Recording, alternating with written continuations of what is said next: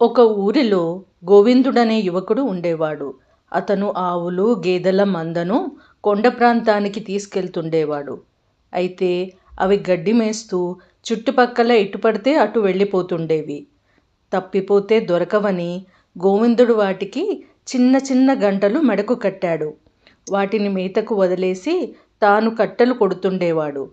సాయంత్రం అన్నిటినీ ఇంటికి మళ్ళించేవాడు.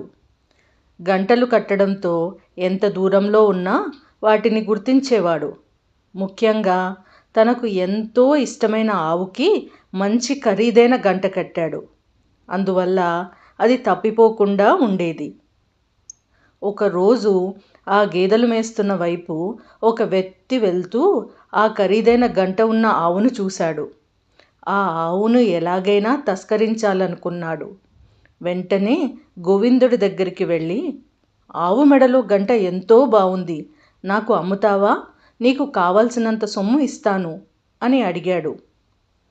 వీడెవడో వెర్రివాడులా ఉన్నాడు, ఉత్తి గంటకు ఎంతో డబ్బులిస్తున్నాడు అని మనసులో నవ్వుకొని సరేనన్నాడు గోవిందుడు.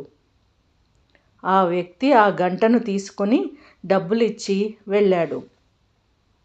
ఆ మరునాడు ఆ గంట కొన్న వ్యక్తి గోవిందుడున్న చోటికి వచ్చాడు. నెమ్మదిగా మెడలో గంటలేని ఆవును ఇంటికి తీసుకువెళ్ళిపోయాడు. సాయంత్రం కాగానే ఆ ఆవు తప్ప అన్నీ కనిపించాయి. గంట లేకపోవడంతో ఆ ఆవు ఎక్కడున్నదో తెలియలేదు. ఆవు పోయిందని బాధపడ్డాడు. ఆ గంట కొన్నవాడే ఆవును దొంగిలించి ఉంటాడని గ్రహించలేకపోయాడు. అయ్యో, గంట ఉంటే బావుండేది అని చింతించాడు. ఈ కథ వల్ల మనం నేర్చుకున్న నీతి, అత్యాశకు పోతే మన దగ్గర ఉన్నది కూడా పోతుంది. స్టోరీస్ ఫర్ కిడ్స్ తెలుగు నీతి కథల కోసం ఈ ఛానల్ని సబ్స్క్రైబ్ చేయండి. No screen time audio stories మాత్రమే ఇక్కడ పోస్ట్ చేయబడతాయి.